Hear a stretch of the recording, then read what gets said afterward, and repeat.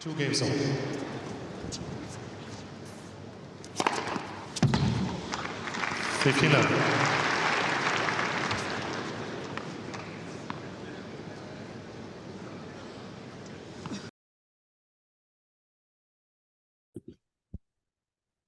But what we were just talking about was kind of, and again, thank you for joining me today. Appreciate it. Just having the ability to talk about a sport that we love, and for you going into that and stepping away from tennis as a kid to then picking it up again. What was that? What made you passionate enough to start it up again, or to kind of find that interest in the sport? I think it was probably watching it again. And I used to watch it every year anyway, but I it's a funny story. My best friend really wanted to play and he'd never played before. So actually how I got back into it was by teaching him how to play. So we spent a whole summer, almost every day of the summer holidays when we were about 15, I think 15, playing every single day. And then he wasn't very good. He'd played a bit of squash. And so you can imagine he was just slapping the ball everywhere. It was like going to the back fence constantly. He's struggling with his serve. It's just so different. I feel like with squash, it's like the ceiling is pretty high, but it's easy to pick up initially. Whereas with tennis, I feel like it's very hard to pick up initially. But once you do, then it can kind of get a bit better from there. And yeah, so that's really, and then I was like, well, researching things myself and also wondering, okay, how can I help him out? And I was like, you know what, I should be playing more. And so I joined my local club. And I think also one thing that ended up happening is I was playing with like family members, like uncles and stuff who didn't really play, but they're athletic anyway. They play other sports, and so I could play with them. And we'd play like there'd be a couple of guys playing on the other court, and they'd say, "Oh, do you want to play some doubles?" And we'd say, "Yeah, sure, why not?" And we played doubles, and I was only like 15, 16, and obviously I'm playing with adults, and they'd always say, "Did you play for a club? Like, does he play for a club?" And I was like, "No, I don't play for a club at the moment." And they're like, "Oh, you should. Like, you're really good." And I think that also made me think, you know what, why am I just playing casually? I should probably try and play a bit more as well and play for a club. So yeah, but another big factor was Nadal, to be honest. Really? Yeah, it was. It was a big factor. So actually, I probably shouldn't say that because I actually saw Roger Federer the year after he first won Wimbledon. So I think that was 2004. Did you just date yourself too? I think you just Yeah, dated it's yourself. okay. Don't worry. I'm 28. Don't worry. Oh, But crap, we're the same. We're almost the same age. Shit. Okay, so I can't say anything. okay. I can't say Okay, shit. we're both young. Yeah, exactly. Both very young. Exactly. But yeah. So Roger Federer, I saw him training like close up because the initiative I was a part of, you had access to that. So I was like, great. So I with my mum, and we were watching him, and he was there first year as a champion, and obviously graceful as always. But I actually used to, and now at this age, I really appreciate Roger Federer. But at the time, like I used to end up just hating him every year at Wimbledon because he was so dominant. And he used to come up against Andy Roddick, and Roddick would just get blown away. Sorry, Americans out there, but he would get absolutely spanked like every single time. No, you're not And, wrong.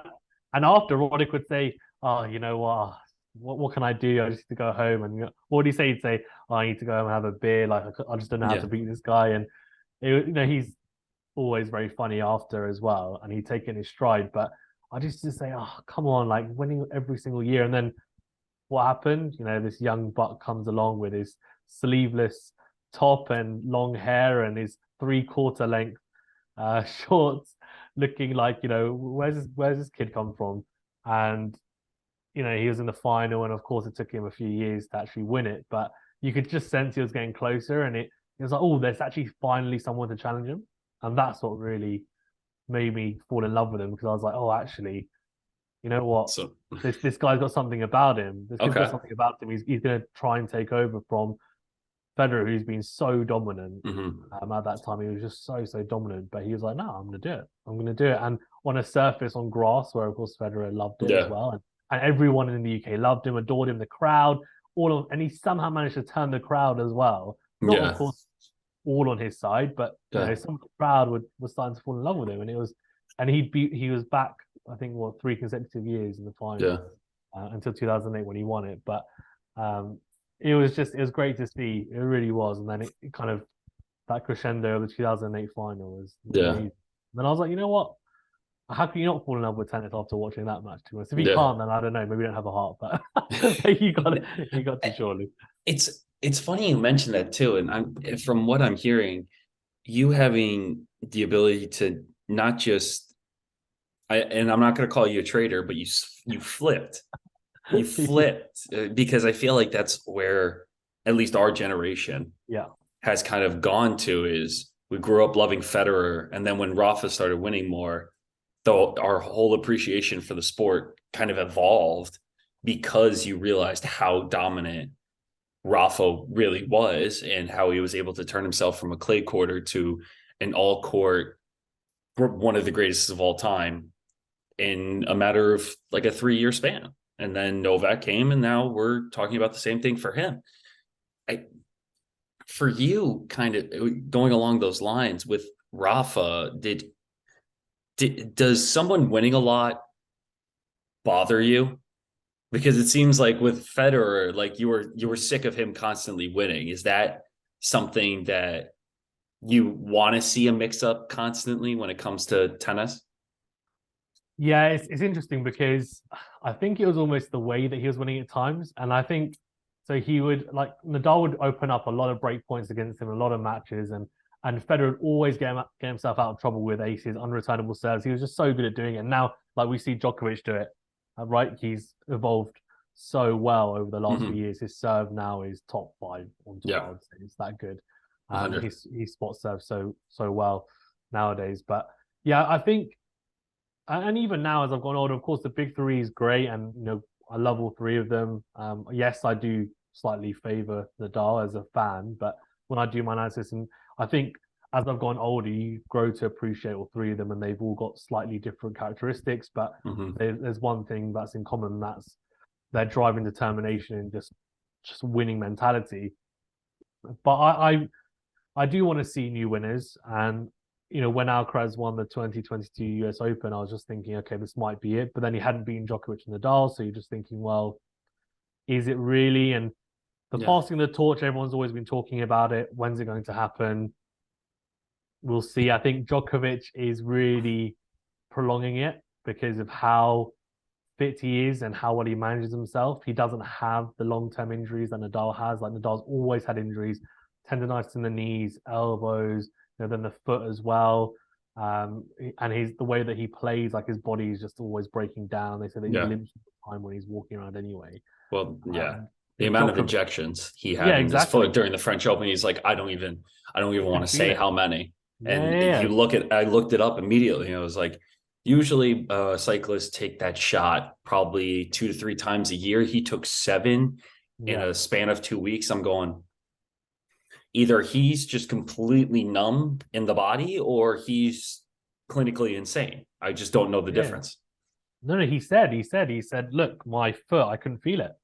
Yeah. It's just It's just like, crazy. I just Like numb. unbelievable. How can you play without? I was actually picturing it when he said it. I was thinking, okay, if one of my feet were numb whilst playing, could I physically play like at a even just like 50%? I don't even play at 20%. Like it would be so weird. Like I would just be so bothered by it. But he's just like, oh, whatever, just do it. And it's crazy. It's even like Djokovic recently with the hammy as well. Like Yeah. obviously had the tear. Yeah. Like these guys just get it done. But yeah, I'm hoping, and with Runa beating Djokovic in Paris last year as well, and Nadal hasn't been on the greatest of runs recently. Hmm. There seems to be a little bit of dip. I'm hoping we're going to see. I want those guys to still be there, but I want Hmm. the other guys to start beating them at slams, Hmm. because the only person really to do or to beat both of them in slams is Dominic Thiem, but he's been injured. Hmm. And now he's on the comeback, but really, is he going to be back to his best? I don't know. Well, he Medvedev did just it against lost today Djokovic. too. He He did, just yeah, to lost today. Brown. Yeah, He actually didn't exactly. play. Uh, so Yeah. I mean, it he has a wrist injury. That's the problem. And this is right. it's Well, you can tell me better than any. I mean, you're a tennis instructor. I mean, if someone injures their right wrist, I mean, that's a major problem, isn't it? I tweeted this out a while ago, and I'm starting to think it's true too, based on what we've seen. And granted, this is his first year coming back from his injury, full time too, constantly playing. He's playing at Indian Wells this year. He just got a wild card into the tournament. It reminds me of not Rafa, excuse me, Del Potro, Yes, yeah, because I think a lot of people can agree with that too, because if Delpo never got injured because it was his wrist originally, then it was his knee. If he stayed healthy throughout his career, I think he would have at least won.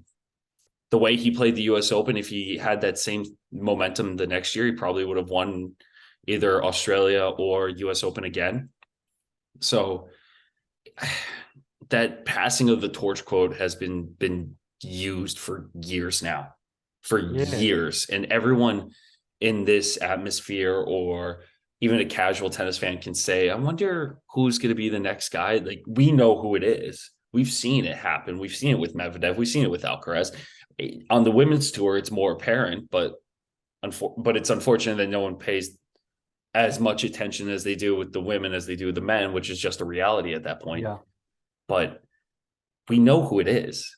It's yeah, just whether or not they're going to be healthy enough to continue it. Because look at Medvedev. Medvedev, the past couple months and even last year, kind of the hangover to his winning of a first Grand Slam and the whole Russia and Ukraine yeah. incident and him not representing his own country. It's kind of a mess. Yeah, it is. It is. I think, and you were talking about the passing of the torch, and that everyone keeps on talking about it happening. You know, it's going to happen now. It's going to happen now. And Medvedev was one of those players that potentially, you know, he won the U.S. Open in 2021, and you're thinking, okay, he's just been Djokovic. Albeit, I think we have to also cater in the fact that Djokovic was going for the Canada Slam, so there's a lot of pressure on him, like a lot of pressure. But he still beat him. Like, let's give him his dues. And then he makes the final of Australia. Now he's 2 sets to love up and a breakup. Now you're just thinking, if he wins that, he's Yeah. won back-to-back slams, the first non-big three player to do it in a while. And you're just thinking, well, hold on. Could he then start dominating at least on the hard court surfaces? And then that could be the slow transition. But he loses obviously to Rafa, and you're like, okay, the Rafa wins Roland Garros, and then Djokovic wins Wimbledon. You're like, okay, we're just going around the same, we're doing exactly the same thing, and the US Open is just a random winner, like, which unfortunately, you know, you would think and hope that maybe I was going to win on a slam, but he could end up being one of those random winners because, you know, given the dip that he's had, and you know, it's been tough on him, I have to say, and that's what made Sabalenka winning the Australian Open recently so impressive, because she had similar issues, of course, off court with the being from Belarus as well, and then being banned from Wimbledon like Medvedev last year. And then she also had, like, you could tell she was going through mentally, struggles, yeah, off court big time. And then that, of course, would have affected her game. And then she already has issues with double faults. So that then was exemplified even more. So the fact that she's managed to recover, and the fact that she's managed to recover without a psychologist as well, and she's really kind of taken ownership of her own game. And I almost feel like she's got this now newfound maturity to then go on and win the Australian Open. I thought was really, really impressive. So that's a positive on the women's side, because Swiatek was dominating last year. For the men's side, though, of course, Djokovic won it, and you're just thinking, when's the next non-big three? Because maybe it could be Roland Garros, because Rafa's not looking too good. So, you know, I'm a Rafa fan, but I would say this year he looks, you know, potentially quite weak. You could say, well, then, okay, Djokovic could win it, but then you have to say on clay, there's a lot of contenders, honestly, that could potentially go on and win it. So it's tough, because, and I agree with you too, because, and I'll say this one thing going into the French, and then I want to ask you another question. For a guy like Rafa, who's gone through this many injuries and who's gone through this much trauma on his body, and now being a dad and having this ability to now kind of transition to his next stage of his life, which seems to be happening quicker than anything, let's be real. he can't play at 70% anymore. He can't play and beat people. He can't. It's just anyone that watches his game now. French Open was great because he somehow pulled that, and excuse my language, pulled that out of his ass because of the amount of cortisone shots or whatever he took on his foot. But it's adding up for him, and I think he will always be the favorite, no matter where he is or how old he is or whatever he's going through. He'll always be the favorite at the French. That's a guarantee.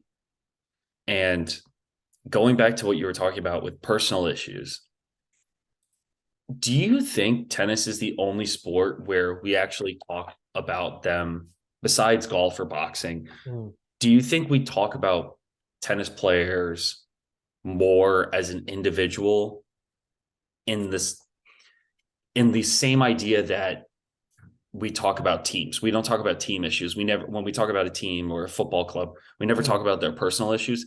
Tennis, it's like opening someone's entire life to figure out why their forehand, backhand, volley, serve is not working. That's kind of astonished me, and I wanted to hear your thoughts about that. Okay, so you're saying that basically we don't look into it enough, or we actually go into it too much? We the way I worded it was very difficult, so I apologize for that. That's But okay. it's like we go through tennis players' lives off the court with a fine-tooth comb to Yep. figure out what could mentally be holding them back or Okay. Yeah. what could Sorry. be preventing them from succeeding. And with Yeah. Sabalenka, with the psychologist, when she said that, I don't need it, I'm my own psychologist. And someone quoted that on Twitter and said, Yeah. well, that's what your psychologist told you to say. So it's things like that that kind of push you, or like we as people in the media or in the content creator space try to figure out, right? So Yeah. what do you think about that? Do you agree, disagree?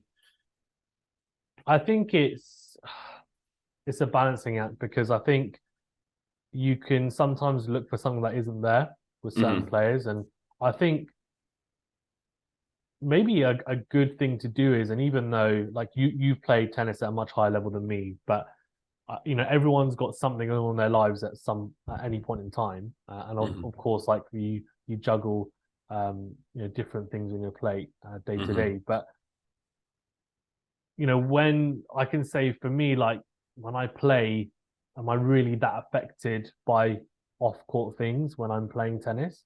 Probably not, if I'm being Mm-hmm. honest, because I'm not really thinking about that. I'm the type of person that I can say to myself, well, I'm going to focus on what's going on now in a Mm-hmm. sport. I'm playing something competitively.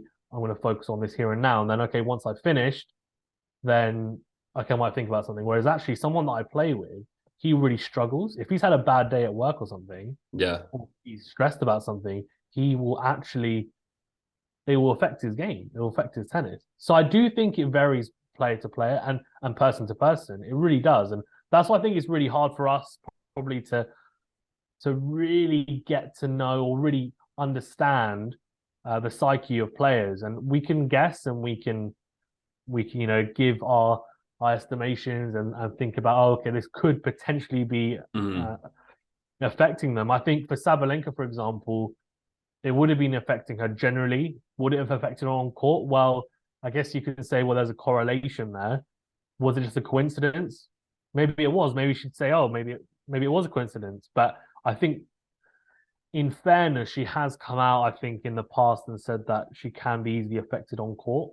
So I would imagine that if she's a little bit stressed off court, if something happens on court she's not happy with, she would tend to kind of not implode, not self implode, but more, there would be a little bit of a snowball effect when something Mm-hmm. affects her. Whereas at the Australian Open, uh, people would have noticed she wasn't really flipping out much at all. There was more of the kind of the silent come ons and yes, but very much like dialed in for the most part. I mean, Osaka is a great example, because obviously Yeah. everyone about okay, there's she divides opinion massively, whether it's good or bad, because some people are like, yes, okay, it's great she's coming out and talking about her issues and her mental problems, and if she clearly is struggling with stuff. So, you know, the sport is better with her in it, but she has struggled with it for a long period of time. Of course, now she's expecting as well. So Yeah. that's going to be interesting to see what happens with her. Like, is she going to come back? Is she saying she is going to? But Yeah. you never know when someone becomes a mother. Like, you just don't know. I mean, and we know how hard it is to win slams after becoming a mother because Serena struggled so much in finals after, and despite being the athlete she is, there's not many people to do it. Kim Clijsters is one, but they're far and few between. And like looking at Osaka as an example, everyone was like, okay, well, you're in the pile of people that are like, okay, we feel really bad for her. Like give her time. If she needs to have time off, have time off. Or it was, let's rip into her. Why is she not playing? We want to see her on court. Like, why she should just kind of, she just suck it up, get on with it, like be stronger mentally. So it is really tough because I feel like mentality is one of the biggest things that no one really has Yeah. an idea on. Like, unless you sit down with a player or you listen to a player in depth and detail, talk about Yeah. themselves, talk about their way of thinking, it's really easy for us to just say, "Oh yeah, well, this is what's going on with them." But I like to say when I talk about it, like, okay, this is my opinion, but on the balance of it, it could be this because I do find that some people make really sweeping statements about people's psyche and mentality, and I think you've got to be careful because, like, no one really knows, honestly. It's dangerous. It It's is, a unless someone comes out in a presser and says like, and that's why like it kind of makes me laugh. The comment about Sabalenka because you said afterwards, someone said, "Oh well, her psychologist told her to say that." It's yeah. like, why can't we just take it at face value? Why do we have Yeah. to then say, "Oh well, her psychologist told her that"? Like she's just won, like A she's grand won slam. a slam. Like why is she going to lie about that? It's just such a weird thing, and she doesn't seem like the type of person to lie anyway. Yeah. So she seems like She's she's very very open. blunt. Yeah, Yeah, she's she very is. blunt with like how she feels and how she acts around other people. And I'm glad that you brought up Osaka too, because I think she is the perfect example, like you said, because and I'm going to refer back to the French Open incident with media, because that was kind of the first, I'm not going to say first, but one of the biggest points for mental health in the sport of tennis because of how she reacted to it, how the media reacted to it. And granted, there are two sides to the story, just like a coin. There's two sides of, I understand where she's coming from. She doesn't have to answer the questions that she doesn't want to, and she'll get a fine if she doesn't show up. Yeah, but she has enough money where she can do it and she can do that. But on the other side, a lot of people go through the same thing, and a lot of people kind of take the crap that some questions are asked and move on from it, and maybe even clap back at the reporters who ask maybe such a straightforward answer that doesn't need to be asked. Yeah, And for that, I think that's why people started, and I think personally, from what I've heard from casual tennis fans, of why people don't like Osaka anymore, because it's kind of that idea of, there was a famous kind of argument between Fox News and LeBron James, where some Fox News reporter said, "Just shut up and play," and now because he's just an athlete, they don't think he can make real change. But that's kind of where sports is going to. So when you say something like that to her or to an athlete of that nature, that's gonna be the response in the media, not the question. It's gonna be, how did they react to that certain situation?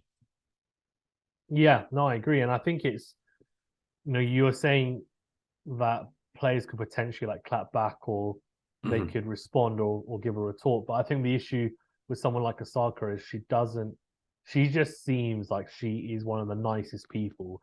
But I don't know if you've seen her on Meta, and I know you probably would have met a few players, but I mean I haven't. But from what I've heard, she just seems like this really, really just like bubbly, shy, like kind personality.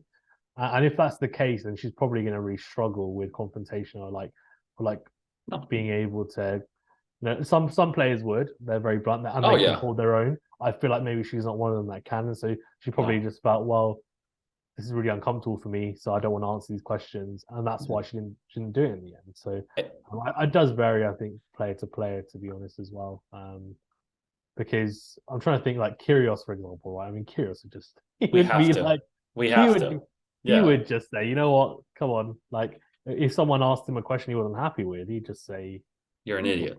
yeah, you're an idiot, Yeah, exactly. you're an idiot. And it's funny because now they're both signed to the same management company, Osaka's management company. So it's one of those things that it really just depends. And kind of segueing into Kyrgios and kind of a broader topic that's kind of new to the tennis world as well, and getting into the personal lives of players, is the Breakpoint series. What did you watch all the episodes? Yeah, I did. So I was a bit Thoughts? I was a bit slow watching it because I got my wife to watch it, who's a complete non-tennis fan, Mhm. and I forced her to watch it, and she actually kind of enjoyed it. And the reason why I got her to watch it is because I wanted to see how she would react as someone who isn't a tennis fan. Because the whole point, well, for me, the whole point of this show and this doc was to get new tennis fans involved in the sport, right? Yeah. So it was okay. Well, if my wife is interested, then that means that other people will probably be interested. Yeah. She was interested in watching it. She said, "Yeah, I'll watch part two." Um, she'd asked me a lot of questions, to be fair, so fine. Like I think it had a positive effect. As a tennis fan, Yeah. though, as someone who watches a lot of tennis, like yeah, it was entertaining. I think there were things that could have been done better, but I want to maybe reserve kind of slating it too much because there is a part two coming out, and I think obviously some of the players will get exposed a bit more into. Well, we'll have more exposure to them even Mhm. in those tournaments as well. I mean, obviously, like I'm looking forward to seeing the Kyrgios, Tsitsipas, Wimbledon spat. That's going to be great to watch. But yeah, look, I think some of it was a bit cliche or was dramatized, but I was expecting that. I mean, one thing that really annoyed me, and we're talking about Kyrgios, was that they were interviewing him and his team. Well, not him actually. It wasn't him, to be fair. It was his uh, coach slash friend slash, or it His was actually manager slash friend, his right? yeah, so his coach. I just put it in quotes Coach. because Yeah, yeah, the biggest quote from that was, "I'm just there to make sure he's calm." Because yeah, that's the only takeaway I took from that, from what he said. yeah. So I mean, one of the really interesting scenes was when they sat down to eat, and he just said, "You're going to train today," and he's like, "Oh, I'll see how I feel." And I was like, "Hey," and that just shows that like, Kyrgios is a one in a kind type player. Like 99% of players are just they have a schedule, a regime, they follow it. He's just like as and when. And I know I do feel though that it probably isn't a great representation of him for the rest of the year because after that Australian Open, of course, when he lost early to Medvedev, he did admittedly as well, and he confessed it himself after, become really like a lot more serious, and he did start being more serious about sleeping earlier, like actually following some sort of training regimen. And yes, he still doesn't have a coach, but he has been taking it more seriously, which is why he's had better results. And also one of the things that maybe wasn't great about having him first and having those types of scenes was that my wife was like, hold on, like how like that's a bit unfair. Like he doesn't have to do much, but he's really good. And like are all players like this? And I was like, no, they're not. Like he's an anomaly, and I think they should have explained that better, and they didn't at all. Really, they didn't really say that. Look, this isn't normal for a tennis Yeah. player to do. Like, he is a one-off. It, Yeah, yeah, which it's was strange. it's funny because I'm doing a series, and I think I'm recording the second part. I go through, for our members only part of our channel, I go through every episode breaking it down, so I don't want to give away too much. But one of the best things I heard from that episode of Andy was Andy Roddick saying he was a part-time tennis player. Yeah, yeah, Because yeah. it's true. He picks when he wants to train. He picks when he wants to show up and play. When he gets angry, it's that he cares. Hmm. And for him, and for someone that has hung out with him and has seen him like behind the scenes, he's a nice guy. He genuinely is a nice person. He's just an ass. He's just a giant asshole. That's all. That's really. But he's a great person at heart, and he cares about people around him. But the fact that he can do what he wants when he wants to and still beat guys that train 3 times a day is a joke. It's actually a joke. Yeah, I mean, my wife was saying they must be really upset that he's beating them and like he's barely doing much. And I was like, yeah, maybe, but at the end of the day, like, that's just the way it is. But I feel like he has had a shift. He's still not obviously like, you know, he's not working as hard as I don't think anyway, your Nadals and your Djokovic's and all those players, but he must be taking more seriously because the results are reflective. He had his best year. The Wimbledon that we'll see too. Yeah, exactly. The Wimbledon final, even at the US Open, when he went out, he actually was the favorite because people started falling. He was playing really well, and he lost in a really like tight 5 sets to Hatchinol, who played really well. To be fair. It's the second time too. After this past US Open to past Australian Open where he lost to him as well. It's just It's one of those things that there are people that can get to him, but he does have the ability to get better. And for the other episodes as well, the Jabor one I thought was great. I think that needed more publicity in my opinion, especially as the first African female player to be this good. Yeah. That one probably stuck with me the most. The Badoza one was interesting because of how fast she rose to stardom very quickly. Yeah. And I guess I'm more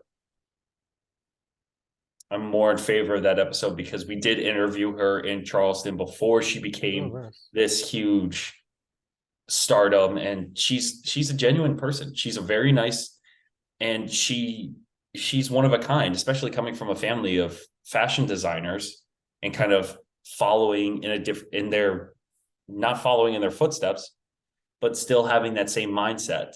So, I mean, what do you think of the Berrettini Tomljanovic one?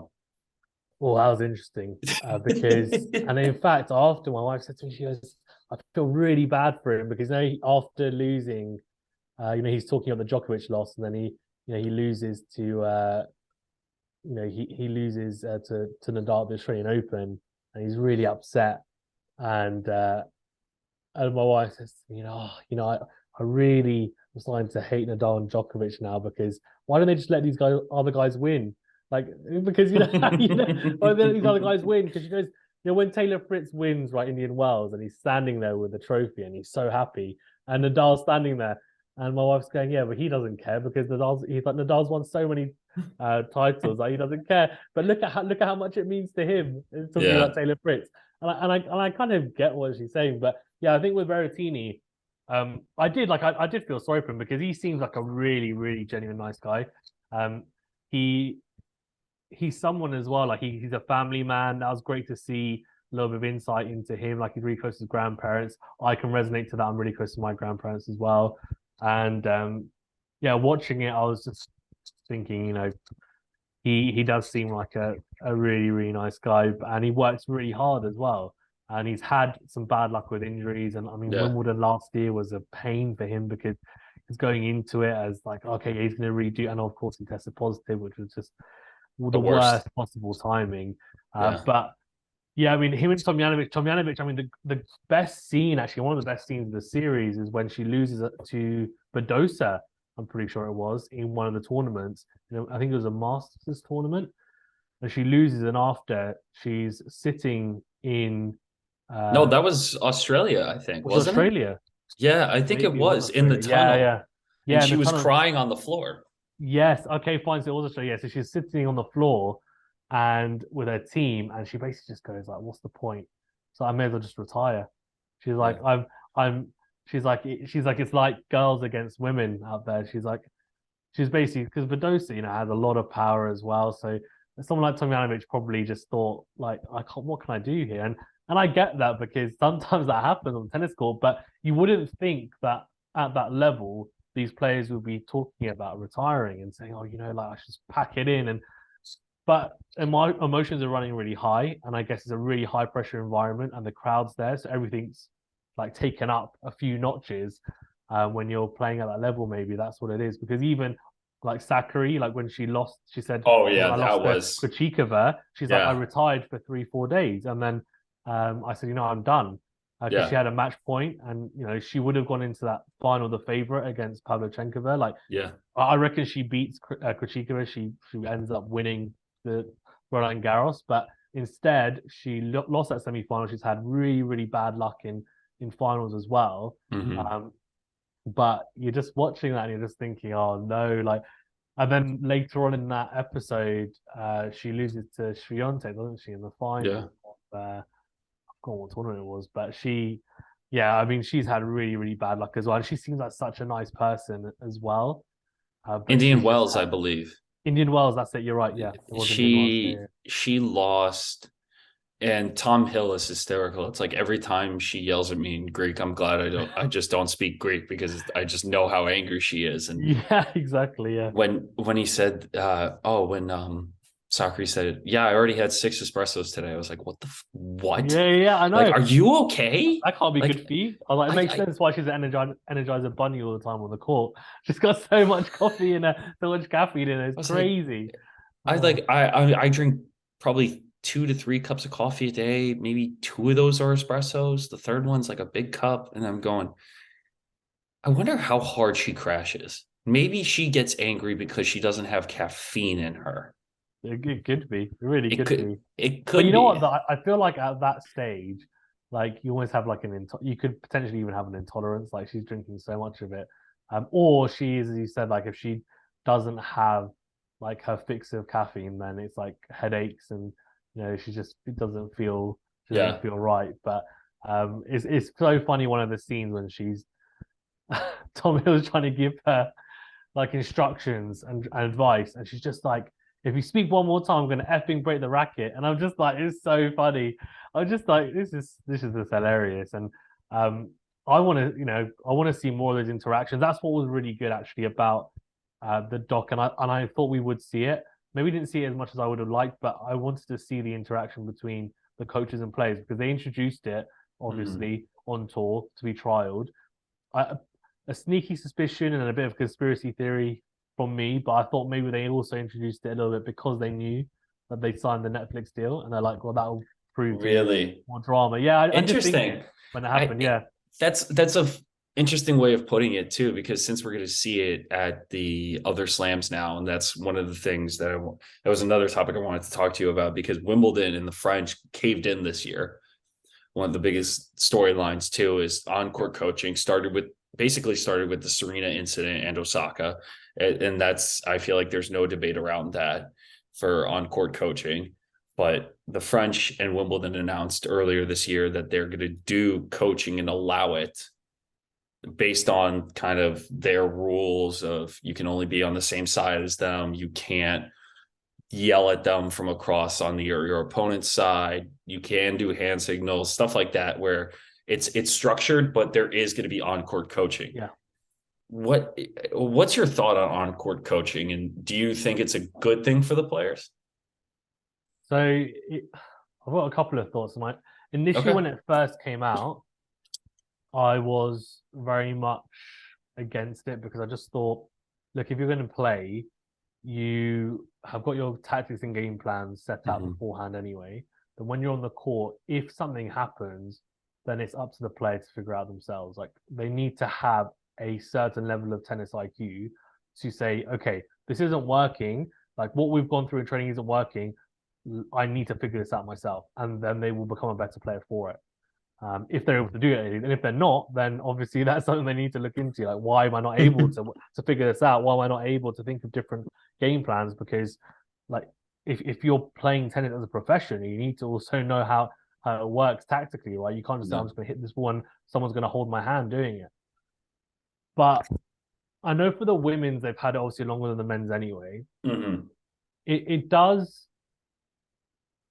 What I've noticed is that I feel like it has a varying effect for a lot of players just because some players, there's a lot of talking going on with the coaches, right? A lot of talking, Yeah. like constant all the time.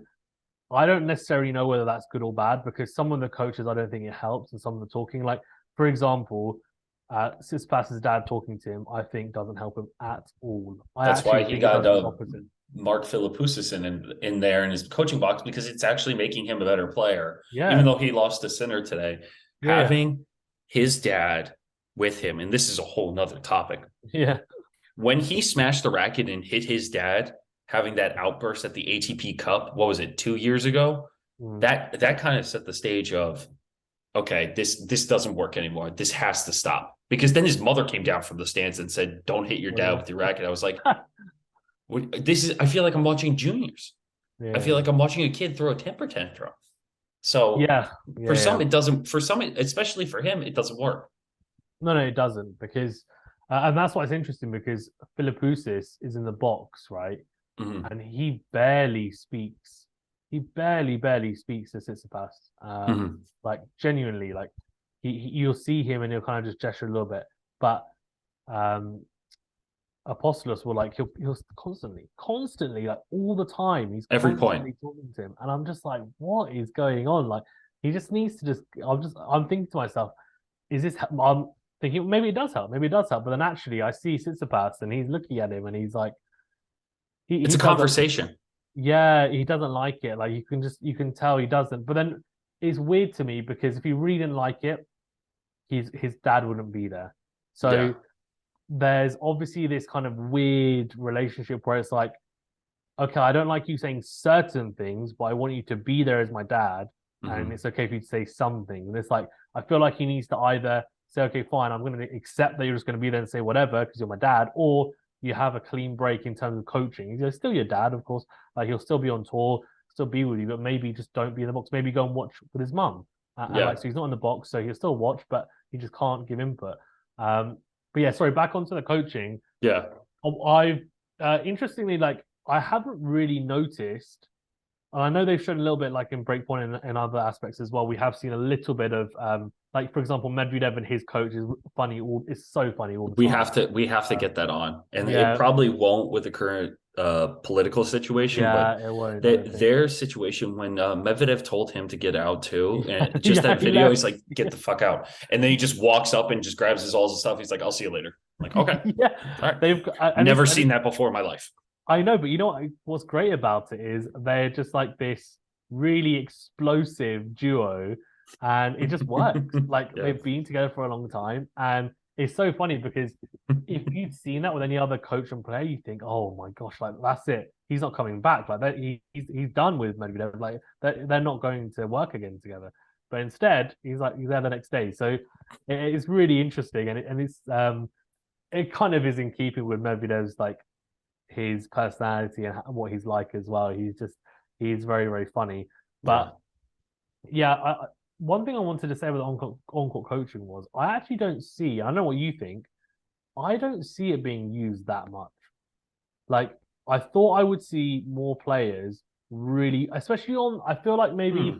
on the women's side, I do feel that I feel it's used quite a lot, but I think that's maybe because it's been there for a longer period of time. On the men's side, I don't really see it being used much. Like I'm pretty sure I saw Alcaraz, for example, talking to Ferrero at the U.S. Open when he won it in 2022, and he's like asking him like, "Oh, what should I do? What should I do?" And Ferrero's kind of just like laughing at him, like, "Figure out yourself."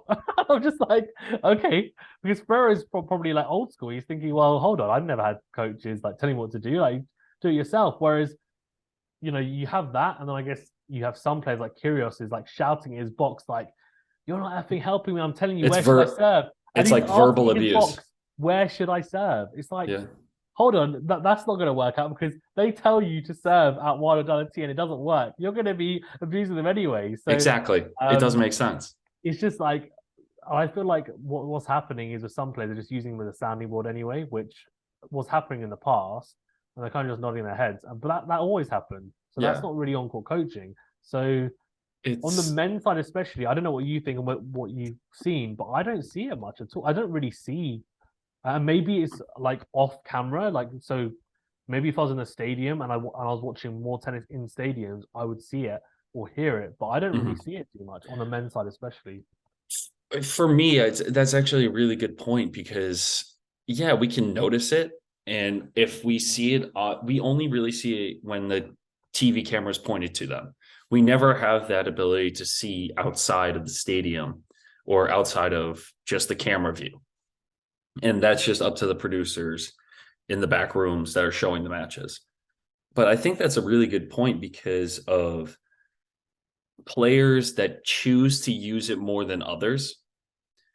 And I think Taylor Fritz was the one to tweet about it and how tennis used to be a chess game or a boxing match where it's you and the opponent, where you're trying to figure it out yourself, and we're trying to turn it into a team sport rather than keeping tennis what it is, which is an individualistic sport. Which I agree with him, because you're the only one on court. You can't go to anyone else for your help. And you still have to figure it out, but you can always have someone, like in college tennis and Davis Cup, you have someone on the sideline kind of helping you stay calm or helping you stay in the moment, which I personally like, because it's more about, it's not holding your hand, because I don't want to say that. It's more about how to keep them playing their own game. I think that's where So I'm at. you are in favor of it then, by the sounds of it. I am, to the extent of not having someone. It shouldn't be like, for an American reference, it's not like you have someone in your ear as the quarterback and you have someone telling you what plays, because they can tell you what play, but if the other team changes their formation, you call an audible or you change the play. Same thing in football. It's, you have a coach that's there telling the team tactics, but the player still has to execute it. The player still has to figure it out, because it all comes down to them. Like, you can tell them to run up the pitch and cross it in, but you're not going to tell them how to create space. You're not going to tell them how to out muscle your opponent. You're not going to tell them how hard to work. It's up to them to keep their job and to figure it out. And that's kind of what tennis is. Yeah, no, I think I get your point. I guess it's then a question of, are people using it the correct way, which is what you're Okay. alluding to. You're saying, well, actually, on-court coaching could be beneficial if people utilize it in the right way. And I Yeah. guess the way to utilize it in the right way is to say, okay, well, we've got our set plans already from before. Yeah. And as a coach, if your player changes tactics, then you have to let them get on with it. But actually, you need to say to them, okay, well, maybe for this specific return, or okay, no, a lot of the times I hear coaches just say, just keep it solid, like just Yeah. concentrate, just Yeah. make sure your legs are moving. Like they're Big trying, they're just giving them buzzwords. reminders. Yeah, Yeah. exactly. They're just giving them like general just encouragement to say like, come on, like keep going, don't worry, like that happens a lot, and I feel like that's what's happened with on-court coaching. Yeah. And I guess it just means that you can add certain things like target the back end if you want to, but realistically, like from what I've seen, it is more, the words of encouragement, which I do agree. I think that's probably better because one, the player is just like, okay, fine, my team's behind me. But Yeah. two, they can just then get on with it themselves and figure it out. And they don't have, I think the worst thing that could potentially happen is that a player is thinking about utilizing a tactic or changing to a tactic, and then their team tells them something completely different. Yeah. Because then they are kind of, especially if their tactic doesn't work, then they think, okay, well, I should use the team tactic. If the Yeah. team tactics doesn't work, they think I should use mine. Why am I listening to them? And there will always be that kind of conflicting Yeah. mindset as they're playing, unless for whatever reason they're kind of completely dominating with the tactic they've chosen to Yeah. go with. So that is also something that Yeah. could be potentially harmful to a player as well. So yeah, there's a few different layers to it, but I think look, it's here now. I'm not so against it. Like, as I said, Yeah. when it first came out, I wasn't a massive advocate for it, but I Okay. can see why people would want it. And I Gotcha. guess if a lot of players are going to be getting coaching really anyway, let's be honest, when they shouldn't be, then we may as well just have it anyway. Yeah. Or why not? Because everyone's getting it anyway. Yeah. Exactly. And I think that's where our conversation kind of goes full circle. So I really do appreciate you joining us today. I really do love these open chats where we can talk about different things and different aspects of the game. And for those of you that don't follow you on social media or YouTube, where can everyone find you? Where can everyone continue to listen to these types of conversations? Yeah, thanks for having me on. First of all, yeah, Phil, really appreciate it. And yeah, it's been a pleasure being on. But yeah, you can follow us at Quality Shot Tennis on YouTube, Quality Shot One on Twitter, and we're also on like Discord. And if you come onto our page on YouTube, you'll see all the links are there as well. But yeah, I really enjoyed the chat, so thank you for having me on, and we'll definitely get you on as well for a chat because I know you've been on to our America's podcast with Brad, which I know Yeah, he really enjoyed. So I will definitely get you on as well for some thank you. discussion. I really appreciate that. And guys, I really appreciate you all being here. I know we have a lot of new faces to the channel as well. So I really appreciate you guys joining the Tweener Tennis family. If you aren't, please feel free to subscribe. It's totally free. Make sure to go check them out as well. Make sure to subscribe to their channel, and I'll see you guys in the next one. Thank you guys so much for watching.